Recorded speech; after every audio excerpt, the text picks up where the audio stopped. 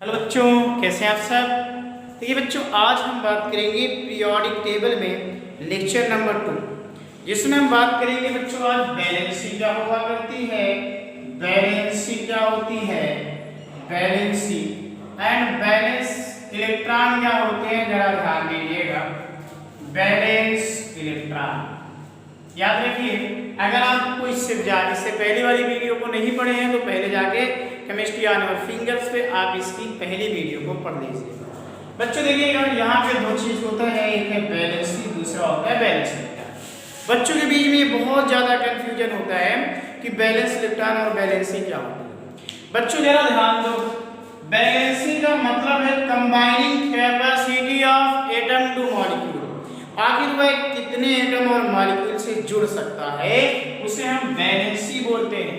और बच्चों balance electron का मतलब होता है outer most electron in any element. किसी भी एलिमेंट के जो आउटर मोस्ट इलेक्ट्रॉन हुआ करते हैं उन्हें बैलेंस इलेक्ट्रॉन कहते हैं। जैसे देखो, मेरी बात को समझने की कोशिश कीजिएगा आप लोग। ये न्यूक्लियस और ये न्यूक्लियस के बाहर के सेल, सपोज करिए न्यूक्लियस के बाहर इस तरह से सेल बने हुए हैं, इस तरह से सेल बने हुए हैं। अगर मान लो मैं बात करता हूं किसी एलिमेंट की, सपोज करो मैं बात किया बोरान की, एटॉमिक नंबर 5 होता है, तो आप जानते हैं इसका कॉन्फ़िगरेशन 2 और 3 होगा।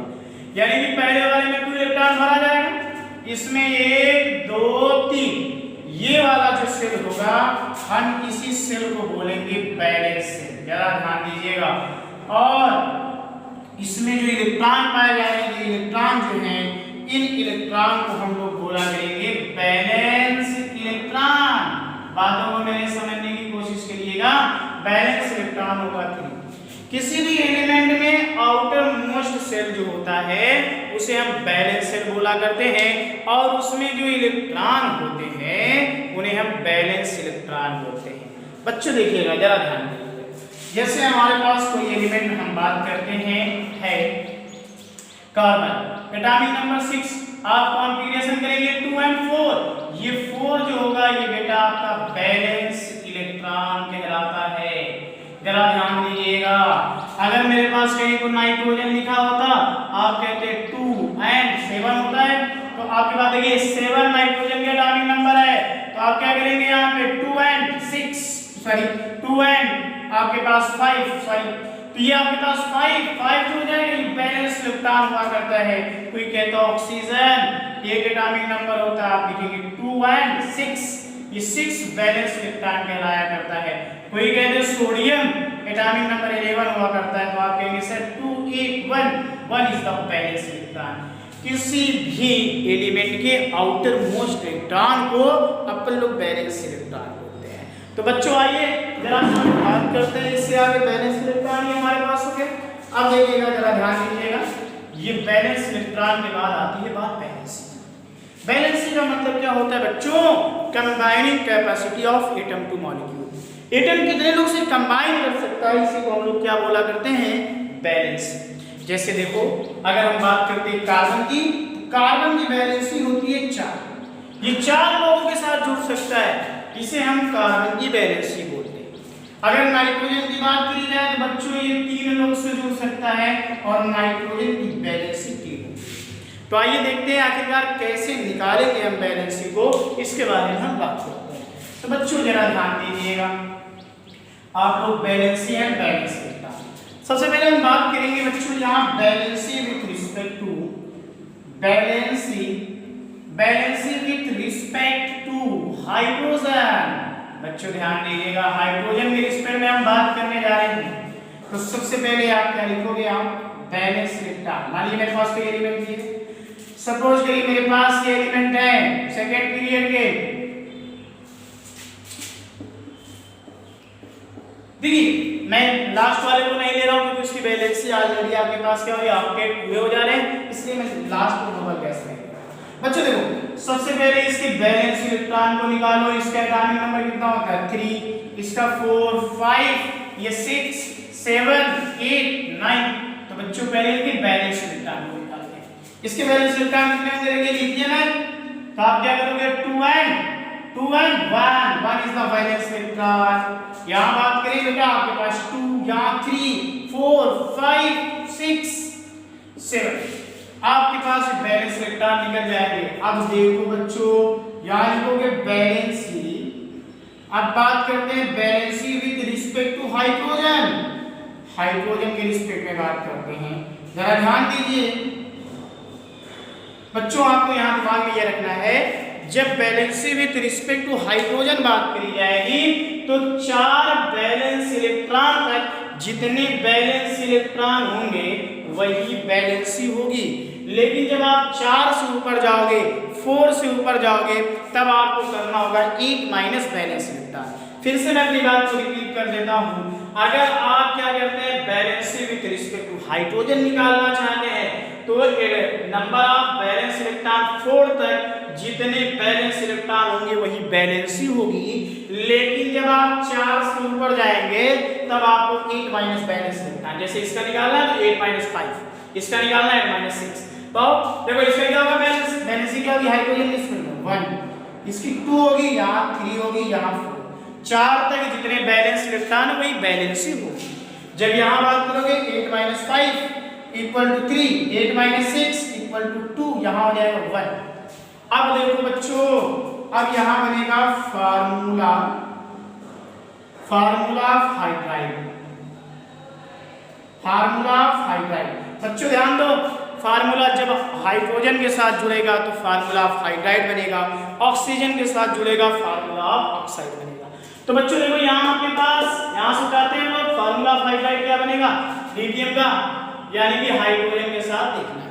तो देखो लिथियम की बैलेंसी कितनी है बच्चों 1, हाइड्रोजन की कितनी 1, क्रॉस मल्टीप्लाई करो, देखो फार्मूला क्या बना LiH।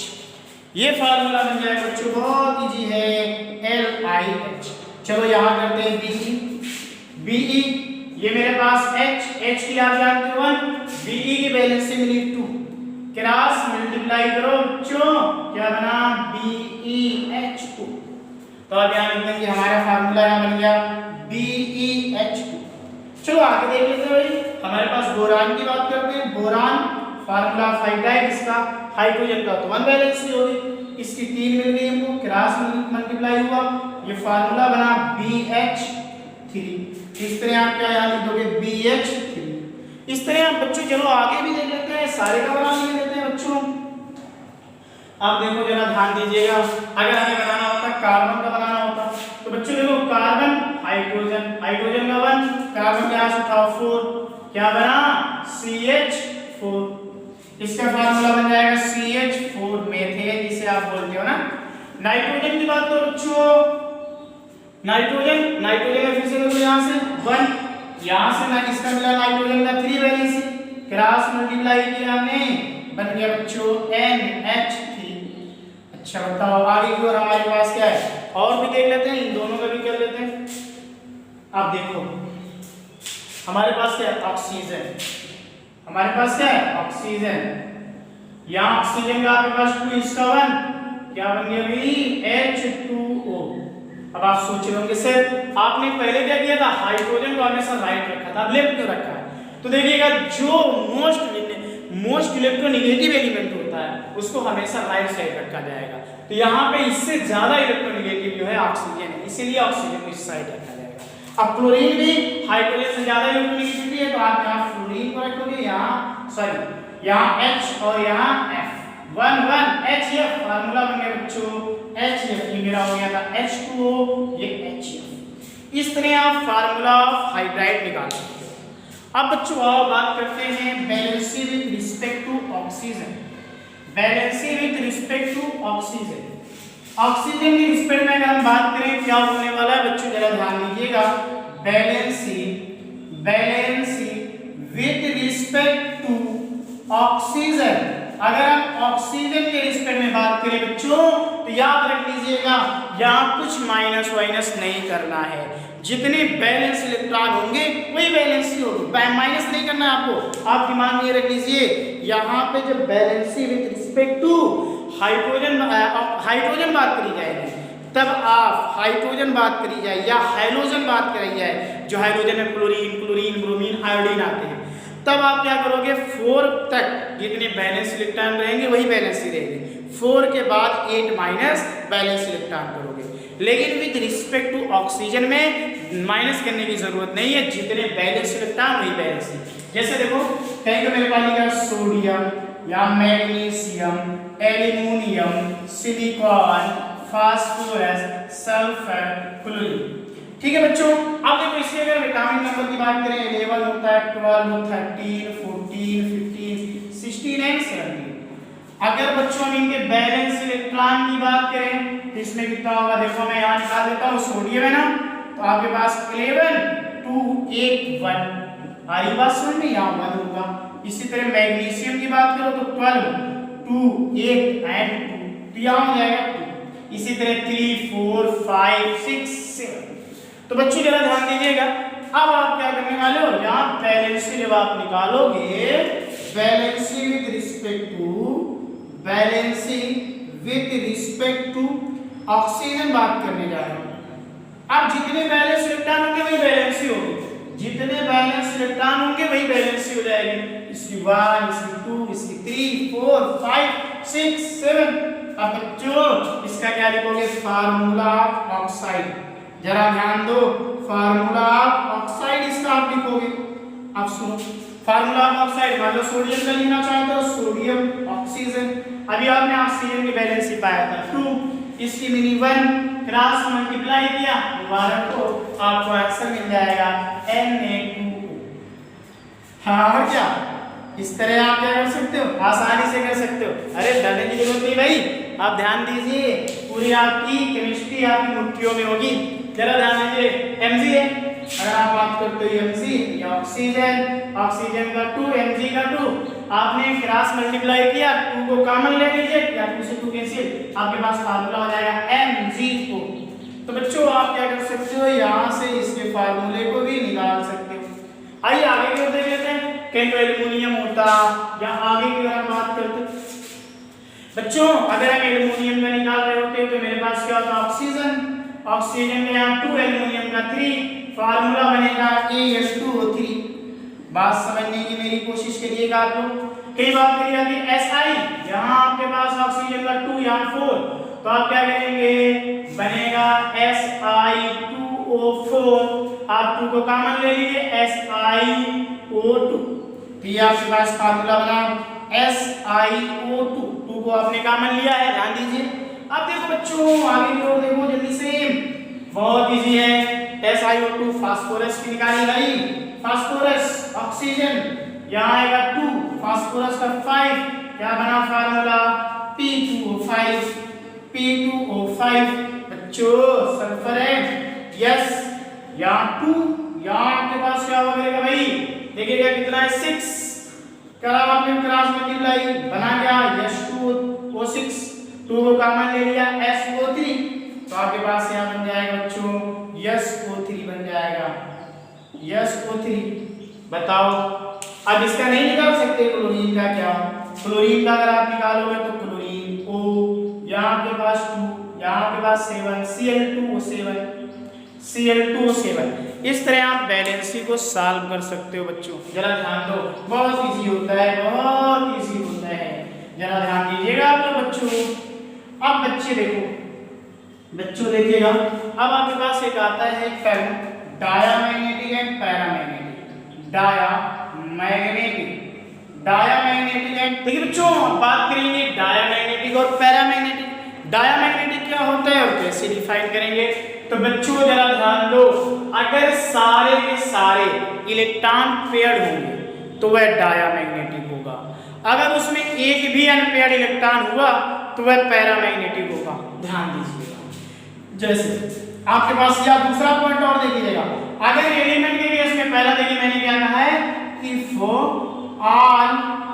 All electron are paired, अगर सारे के सारे इलेक्ट्रॉन पेयर्ड होंगे तो ये डायामैग्नेटिक होगा। और अगर आपके पास if one electron or more than one electron are unpaired unpaired. अगर एक या एक से ज्यादा भी इलेक्ट्रॉन अनपेयर्ड होंगे तो ऐसी स्थिति में ये पैरामैग्नेटिक होगा। याद रखेंगे, पैरामैग्नेटिक होगा। ये तो एलिमेंट के केस में हुआ। अगर मॉलिक्यूल दिया होगा तो जरा ध्यान दीजिएगा, अगर मॉलिक्यूल दिया होगा तो उसमें अगर इवन नंबर में इलेक्ट्रॉन होंगे, इवन 2 4 6 8 10 12, अगर इवन नंबर में होंगे तो याद रख लीजिएगा ये डाया हमेशा होगा। लेकिन यहाँ एक्सेप्ट क्या होगा, एक्सेप्शन होगा, एक्सेप्ट छोड़ दिया जाए 10 इलेक्ट्रॉन को एंड आपके पास 32 इलेक्ट्रॉन को, 64 इलेक्ट्रॉन को, इनको छोड़ दिया जाए तो ये एक्सेप्शनल होते हैं। ये क्या होते हैं, ये नेचर में पैरामैग्नेटिक होते हैं। अब देखो, अगर आपके पास ऑड नंबर में इलेक्ट्रॉन होंगे, ऑड नंबर में इलेक्ट्रॉन अगर होंगे, हमेशा याद रख लीजिएगा ये पैरामैग्नेटिक होगा, हमेशा याद रखेंगे। जैसे आपके पास कहीं लिखा हुआ है NO, तो बच्चों यहाँ 7 इलेक्ट्रॉन प्लस यहाँ 8 इलेक्ट्रॉन, कितना हो गया 8 3 10 5 15, ये आया पैरामैग्नेटिक। बच्चों यहाँ लिखा होता O2, तो देखो 8 electron plus 8 electron equal to 16, ये आया इवन। लेकिन आपके पास क्या है 10 16 32, यहाँ देखिएगा 10 इलेक्ट्रॉन 16 इलेक्ट्रॉन एंड 32 64 ये इलेक्ट्रॉन जो होते हैं ना, ये एक्सेप्शनल होते हैं। तो आया ये देखिए, ये आया 16, ये एक्सेप्शनल केस होगा, होना तो चाहिए था डाया, लेकिन ये डाया नहीं होगा, पैरा होगा, क्योंकि ये एक्सेप्शनल केस है। कहीं तो मेरे पास लिखा होता NO2, बताओ डाया की पैरा, तो देखो 7 इलेक्ट्रॉन 8 into 2, तो आपके पास हो गया 16 प्लस 7, कितना हो गया 16, आपके पास 16 4 20 3 23 23, और अगर ये इवन आया तो बेटा ये पैरामैग्नेटिक होगा। जरा ध्यान दीजिएगा, अगर आपके पास मान लीजिए मेरे को लिखा होता है ऐसे, देखो जरा ध्यान दो, मान लीजिए मेरे पास कहीं को लिखा होता ऐसे जिंक लिखा होता, अगर आपके पास जिंक लिखा होता आप क्या कर देते, ऑर्गन का कॉन्फिगरेशन, यहाँ 4s2 and 3d10, ये आपके पास डी वाला जो ऑर्बिटल था, देखिएगा हुंड ने कहा, देखिएगा 1 2 3 4 5, हुंड ने कहा था कि पहले सारे इलेक्ट्रॉन में, सारे ऑर्बिटल में एक एक इलेक्ट्रॉन भर जाते हैं, फिर पेयरिंग वहीं से होती है जहाँ पहले इलेक्ट्रॉन भरा जाने स्टार्ट हुआ था। तो यहाँ 10 इलेक्ट्रॉन था, 1 2 3 4 5 अकॉर्डिंग हुंड रूल, 6वां इलेक्ट्रॉन यहाँ, 7वां यहाँ, 8वां यहाँ, 9वां यहाँ, 10वां यहाँ, ये सारे के सारे पेड़ हो गए, इसीलिए ये डायामैग्नेटिक हुआ। याद रखेंगे, डाया और पैरामैग्नेटिक को निकाल सकते हैं। अब बच्चों देखो एक चीज और आता है जो कि है डिग्री ऑफ पैरामैग्नेटिज्म। एक्चुअल में डिग्री ऑफ पैरामैग्नेटिज्म को हम लोग म्यू एम एजी से रिप्रेजेंटेट करते हैं। डिग्री ऑफ पैरामैग्नेटिज्म को म्यू एम एजी से रिप्रेजेंटेट करते हैं। तो आपके लिए ट्रिक ये होगा, अगर क्वेश्चन में याद लिख लीजिएगा, अगर क्वेश्चन में डिग्री ऑफ पैरामैग्नेटिज्म की वैल्यू दी गई है और एम की वैल्यू पूछी जाए तो बेटा दशमलव के पहले, डिसिमल के पहले जो अंक होगी वही एन की वैल्यू होगी। जैसे 2.23 डिग्री ऑफ पैरामैग्नेटिज्म, यहाँ पे आपसे पूछा जा रहा है एन क्या होगा, डिग्री ऑफ पैरामैग्नेटिज्म की वैल्यू दिया है, एन पूछा जा रहा है, एन की वैल्यू आपके पास हो जाएगा 2। जैसे 3.404 तो एन इक्वल टू आपके पास हो जाएगा 3। जैसे कहीं को लिखा है 7.89, तो वो आपसे पूछा जाए ये डिग्री ऑफ पैरामैग्नेटिज्म दिया है, नंबर ऑफ अनपेयर्ड इलेक्ट्रॉन कितने होंगे, n इक्वल टू आपके पास 7। इस तरह आप क्या कर सकते हो, डिग्री ऑफ पैरामैग्नेटिज्म के क्वेश्चन को भी सॉल्व कर सकते हो। तो ठीक है बच्चों, आज इतना ही रखते हैं क्योंकि वीडियो बहुत लंबी हो जाएगी। जल्दी ही दूसरी वीडियो हम अपलोड करेंगे। Thank you.